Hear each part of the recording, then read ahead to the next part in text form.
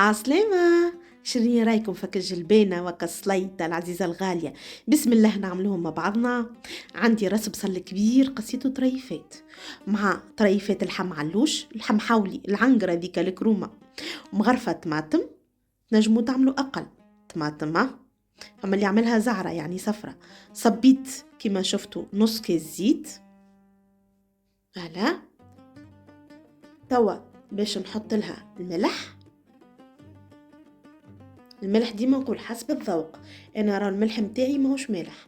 كركم اي سي بون. جلبانه متاعنا اليوم ما تتطلبش برشا فحات، عملت لهم كيس ماء، يعني ما تتطلبش برشا عطريه كوا.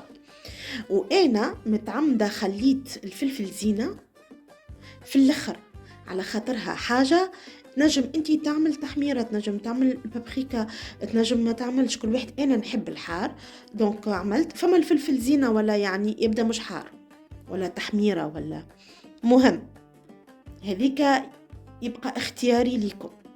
توا نغطيها ونخليها تتقلى مليح مليح مليح معنا حتى لين تولي هكا ريتوها كيفاش تجانست والمرقه هكا بتاعها خفارت وعقادت، ولات عاقده كونسونطري. توا نجيش باش نعمل لها، باش نحط لها شويه فلفل اكحل يبزر حبوب، خاطر انا يقلقني مرحي، من نتوما راهي بنتها يبدا مرحي، وتنجموا تحطوه في التقليه زاده يعني من الاول. انا نرميه توا باش ما يقلقنيش، دونك رميته وديريكت باش نمرق، باش نصب الماء نتاعي. انا تقريبا عملت 750 مليلتر ماء، ونخليها تطيب حتى تنقص كمية الماء والمرقة متاعنا تولي خاثرة واللحيمات يطيبوا. نجيب لهم صحفة جلبانة، وريتكم القياس بالضبط، صحفة جلبانة هكا، ونحط معاها القنارية هذه اللي هو القوق، 4 كعبات قسمتهم على 4، يعني كل حبة كل كعبة نقسمها على 4.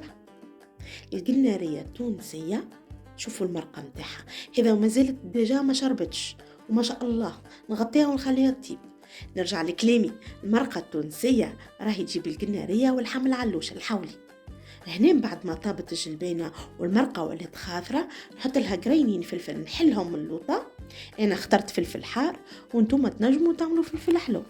رشة معدنوس، جو دي بيان معدنوس مش قزبر، خاطر الجلبانة اللي نطيبوها هذيا احنا نعملوها بالمعدنوس. جربوها بالمذاق هذا ومن بعد قولوا لي، وكل واحد من بعد وشنو الاضافات اللي عملها. خليتها اكوتي وتعديت نعمل في سليطه زمنيه قديمه قديمه قديمه بنينتها. راني عزوزه انا في الطياب نحب الحاجات الزمنيه. عندي قرنين فلفل، كعبتين طماطم، راس بصل باش نقصهم على الشكل هذايا، طريفات صغرونين هكا، زدتهم شويه معدنوس، وتوا نحط لهم نص حامضه نص قارصه ليمون، نعمل لهم زيت زيتونه هلا،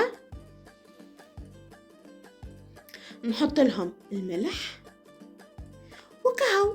بربي اسهل من السليطه هذه فماشي، سهله وبنينه.